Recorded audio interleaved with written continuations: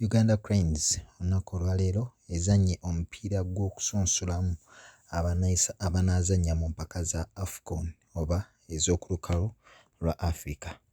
Olunaku olwaleero ekkubye eggwanga lya Congo ggoolo zibadde 2 ku bwereere.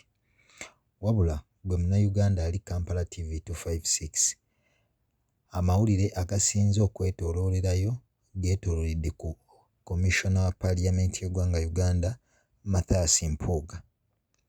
Abavubuka abawagizi bongedde okkuba emijoozi egyongedde okukiikira Mathias Mpuuga okweyongeza ssente obukadde 5.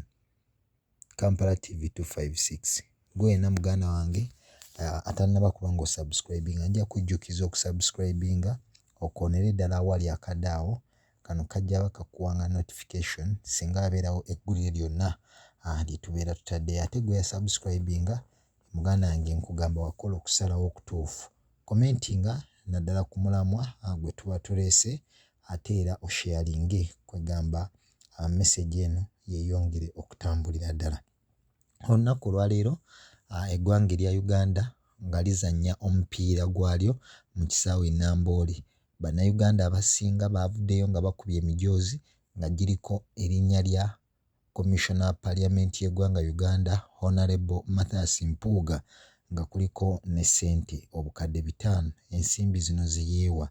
Ano bangi ku Bannayuganda baadde bakkiriza nti ensonga eno eringa eyava mu ddiiro oluvannyuma lwa kkooti okuwa ensalawo yaayo ng'etegeeza nti bakomishona bano ssente baazifuna mu butuufu newankubadde nga kkooti yalagira Clerk wa Paaliyamenti okubeera nga abonerezebwa oba nga yavunaanibwa ku nsonga y'ensimbi zino, newankubadde nga bangi ku bannabyabufuzi abaavaayo ne bakikubamu ebituli ne bagamba nti bw'otumya Clerk aba atuukiriza biragiro bya bakama be bakomishona bye baba bamulagidde n'abituukiriza. Kati toyinza kuvaayo n'ogamba omutume ate yabeera avunaanibwa. So bangi ku Bannayuganda baalowooza nti ensonga eno egenda kuba nga eyitira awo oluvannyuma lwa kkooti okuwa ensala yaayo ku musango guno. Wabula Bannayuganda balaze nti ensonga eno bakyagiriko ddala era nga Honorable Mathias Mpuuga olunaku olwaleero bongedde okuba nga balabibwako nga bambadde obujoozi obumujjukiza nti ensimbi ze beeyongeza oba ze yatwala zaali ensimbi za muwi wa musolo, nga n'okutuusa essaawa eno balaga nti si bamativu era olw'ensimbi ezo ze yasobola okuba nga yeeyongeza. Mpuuga yafuna obukadde bwali 5 kw'oteeka ne bakomishona abalala 3 okuva mu NRM, bano nga baafuna buli omu obukadde bwali 1,400.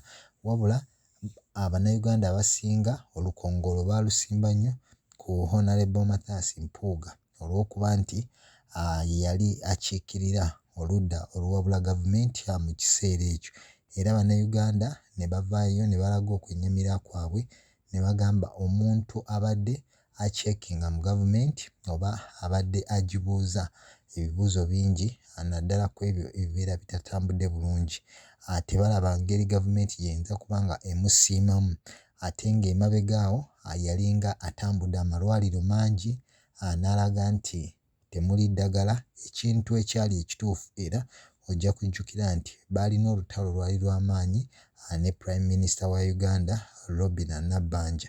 Wabula olunaku olwaleero kyongedde okulaga nti Bannayuganda bakyajjukiza Mathias Mpuuga olw'ensimbi ze yasobola okuba nga yeeyongeza ne bakomishona abalala. Era mu mupiira Uganda mwewangulidde eggwanga lya Congo olunaku olwaleero wali mu kisaawe Namboole, bongedde okukyoleka nga baguze emijoozi ne bateekako erinnya lya Mathias Mpuuga kw'oteeka n'ensimbi oba omuwendo gw'ensimbi gwe yasobola okuba nga atwala.